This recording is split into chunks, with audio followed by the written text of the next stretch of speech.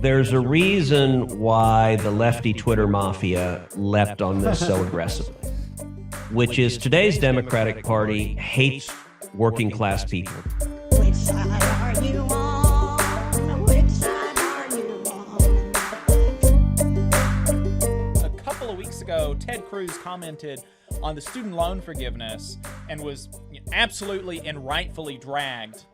And he had a response to that, to his dragging. But first, I want to play his initial comments for those that might not have heard them because it's a doozy. So let's play that. And I'll say in fairness, I have not heard them. Adam has not heard them. I try to Adam's avoid all not- things Ted Cruz, you know, and I'm the old guy who doesn't get on the internet as much. So I'm wisely not on Twitter. Yeah. I think I'm crazy enough as it is, so I don't want to add that right. into the mix. But let's see what old Ted Cruz has to say.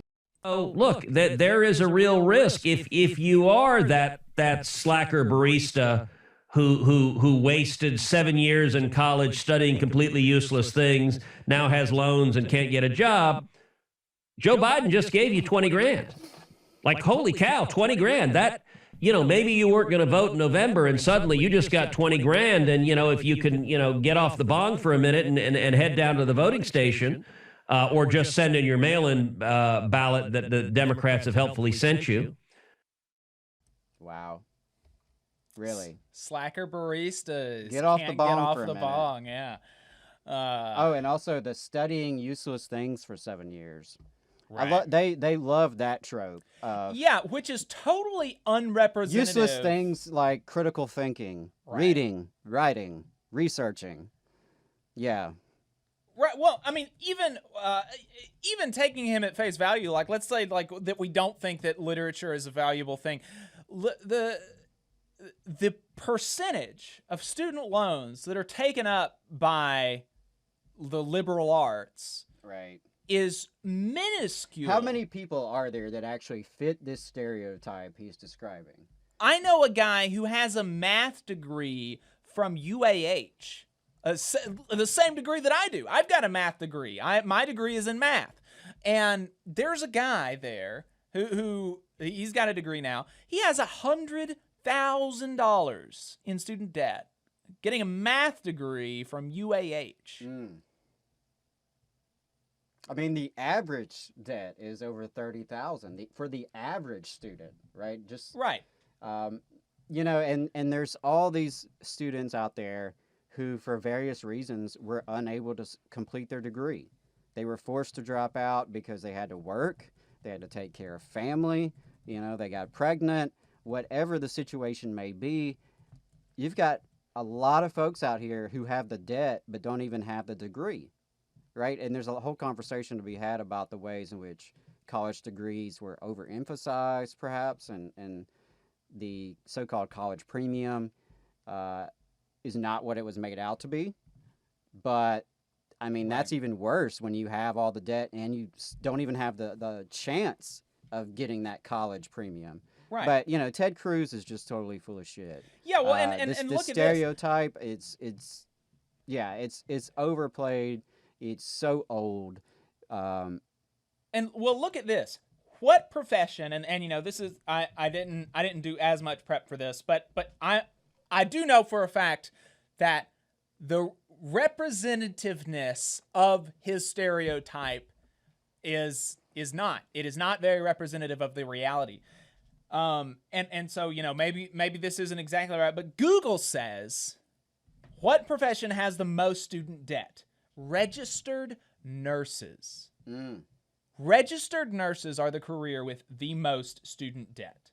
Interesting. And a predominantly female profession. Right. And I know that, and my fiance is not a registered nurse. She is going for clinical mental health, but she's got something like $30,000-$40,000 in student debt, and she's got a master's degree. And she's going to be coming out making not very much money, like $40,000 a year, and she is not some like slacker barista. Like, baristas are not slackers.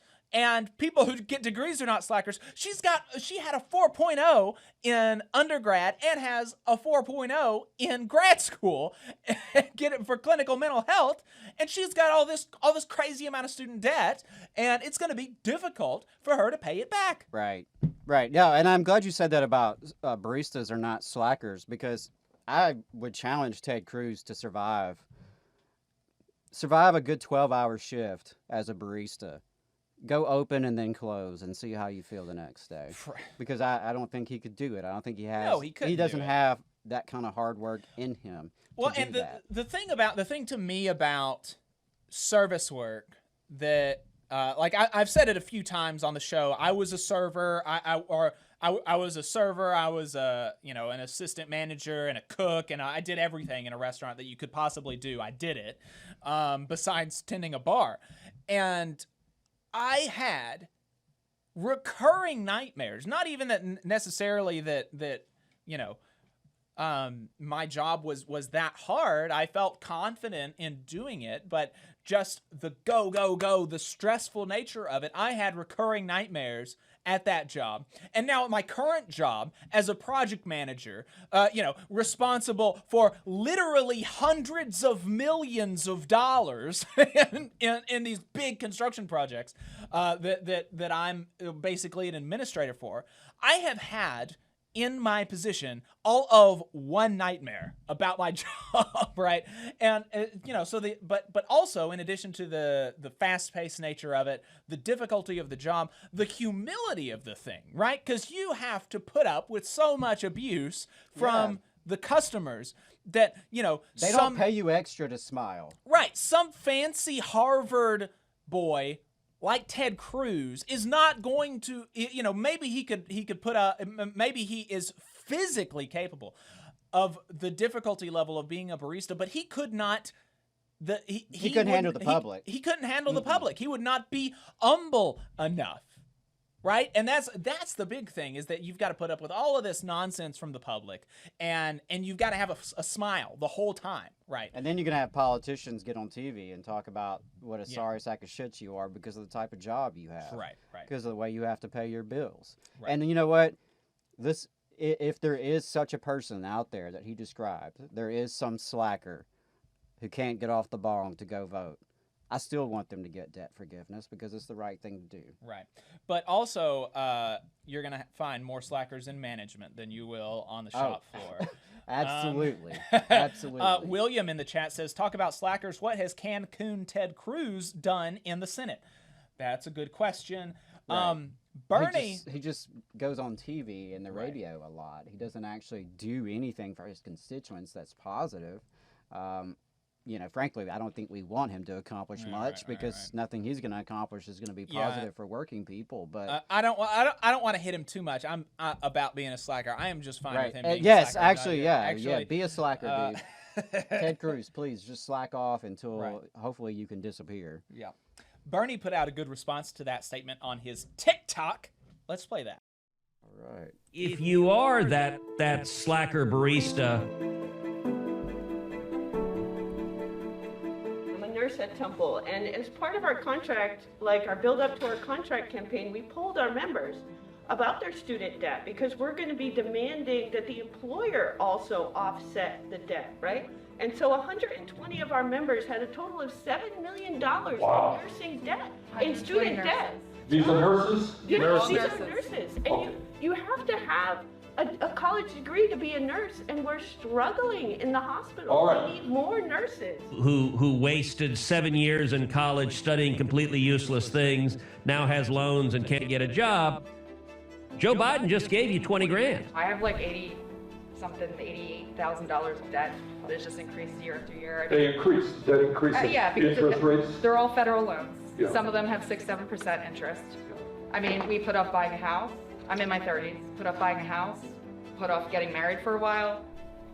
Don't know if we can have kids because student debt is, it's just overwhelming.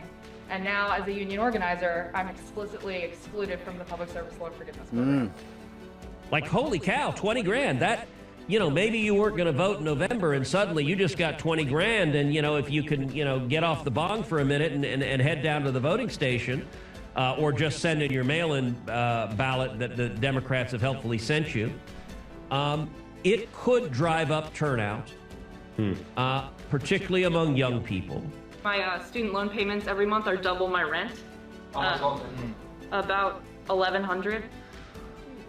You pay $1,100 every month for student debt. And I refinanced, yeah.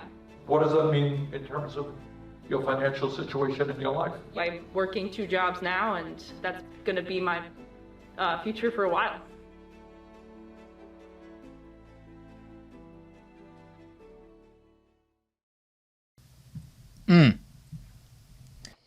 Sounds like a bunch of slackers to me. Right. Why didn't they get their daddy to pay off their student loans?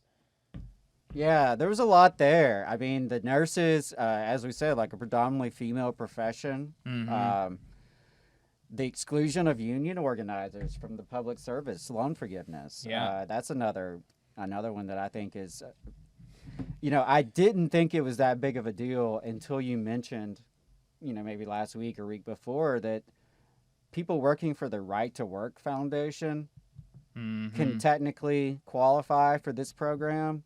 And that got me thinking about how many just nonsense nonprofits exist out there. And those folks are going to be able to qualify for loan forgiveness, but people who decided to be staffers for the labor unions are excluded. Right. And that's, again, that's a very minor subset of people. I recognize that.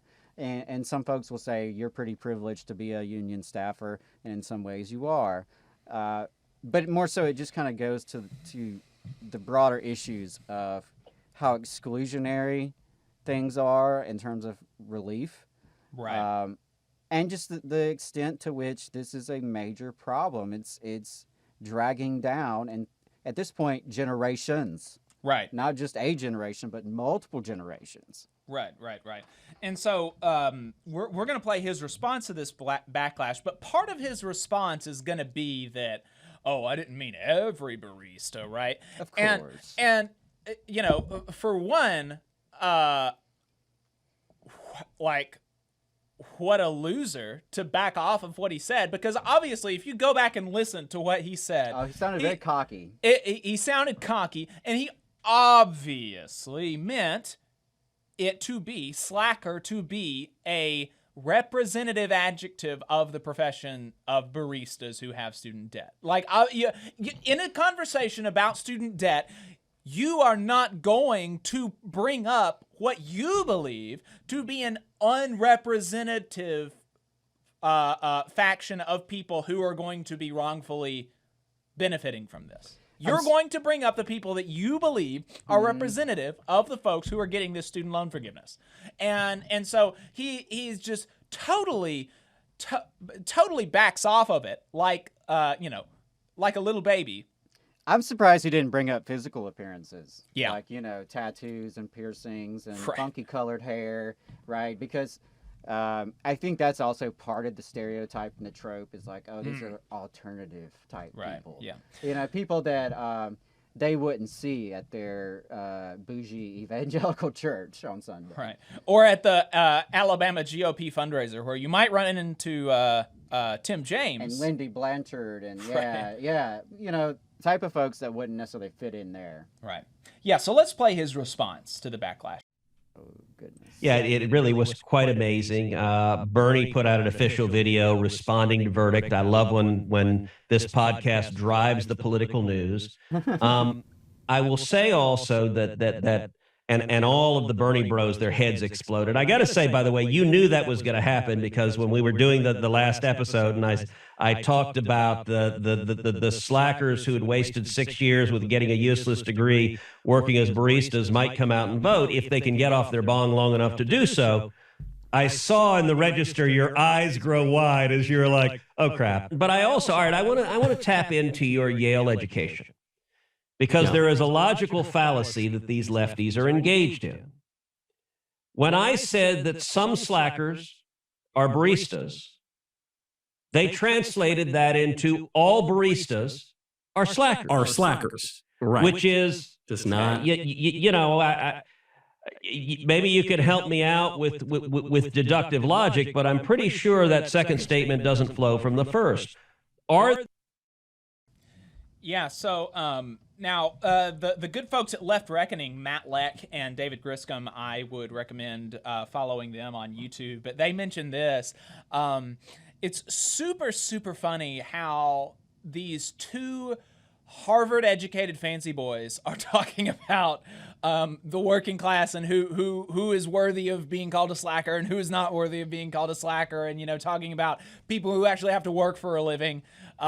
Just very, very, very funny that, and them ostensibly being on the side of like the steel worker, right? He mentions later on in the program being, I'm sticking up for the steel worker in Ohio or whatever, or in Texas. And, just very, very funny that you've got two Harvard educated or Ivy educated fancy boys talking about this. But yeah, it's, why would you pretend that you don't have contempt for baristas when you so obviously do? Like, we can see the tape. We can see the tape. We can see the contempt that you've got for people who do a certain kind of job. And why hide from it? Why hide from it? Yeah, I mean, and it's like the go-to insult of burger flipper. Right. That's another one that you hear a lot. Oh, well, we're really going to pay burger flippers $15 an hour? Yeah, actually, we should. We should pay them that or more. Because there wouldn't be burger flippers if your ass wasn't buying burgers. Right. So, there's a need there. And as long as we're in a capitalist economy, right, there's a marketplace, and these companies are trying to meet demand that they help create through advertising. But regardless, a demand. And the only reason these businesses exist and produce value is because of the labor that is involved. But you're right. I mean, Ted Cruz clearly has a contempt for baristas and for, working class folks, I believe. They can hold up a stereotype. You said he brought up steel workers. Right. And they want you to envision, when they say worker, when Republicans talk about workers, they have a very specific subset in mind. They're talking about a white guy who, has on a hard hat and goes to church and listens to people like Ted Cruz on the radio. That's their idea of a worker, someone who's culturally conservative, and they want to play up the divisions within the working class. They want that hypothetical white steel worker to resent those funky looking baristas at Starbucks. That, and that's so much of their politics is stoking cultural resentment among and within working class people, because that's the only way they can really advance their agenda, because there's only so many, used car dealers and jet ski dealership owners and attorneys that are out there, right? You can't win elections based solely on the country club membership. Right. Yeah. Yeah, and another reason that he said that people attacked him was let's play some of his thinking about why he was attacked for this. Let's play that clip. Oh, is this the yeah, I got you. There's a reason why the lefty Twitter mafia leapt on this so aggressively, which is today's Democratic Party hates working class people. Oh, wait. So baristas don't count as working class people now. That's pretty interesting. People leapt on his description of baristas as slackers because they hate working class people. And this is after he just finished saying, like, oh, not all baristas are slackers. Man, he really leans into the contradictions. Yeah, and here he's saying, oh, no, you're defending baristas because you actually hate working class people. So... Yeah, it is fascinating to see them like lean into the contradictions in this way. I mean, you don't even have to like be consistent about what you're trying to push because it doesn't matter. It doesn't matter. Yeah, it's just it's pollution. It's like intellectual pollution that they just pump out into the atmosphere. And like any pollution, you absorb some of that. And I guess they hope, the idea being that enough of that is absorbed into people, into voters, and into the popular culture and consciousness, that it taints opinions. And the fact that there is this stereotype he can riff on proves that there is some success there. But I think the goal for all of us is to unite working class people and to have these conversations where we make clear, hey, a barista is a worker. A steel worker is also a worker. Right. And we have more in common with each other than any of us do with some joker like Ted Cruz. Of course. Or his donors that he works for.